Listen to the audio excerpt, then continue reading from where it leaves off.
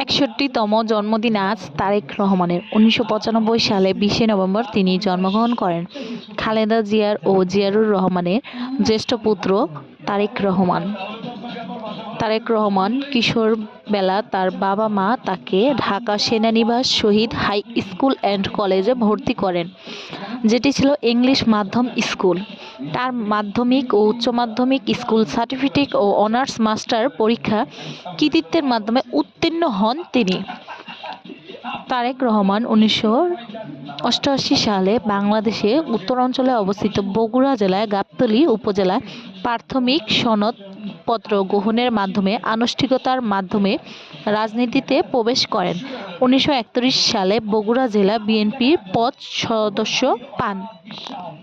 বিএনপির ভারপ্রাপ্ত চেয়ারম্যান তারেক রহমান বলেছেন, ঢাকা, রাজশাহী, দিনাজপুর, খুলনা, বরিশাল, সিলেট, চট্টগ্রাম, বগুড়া আর সকল জেলার ইউনিট নেতাকর্মীদের নির্দেশ দিয়েছেন, যারা যারা আমার জন্মদিন কেক কাটা ফেস্টুন ব্যানার বানাতে চাচ্ছেন, তারা এগুলো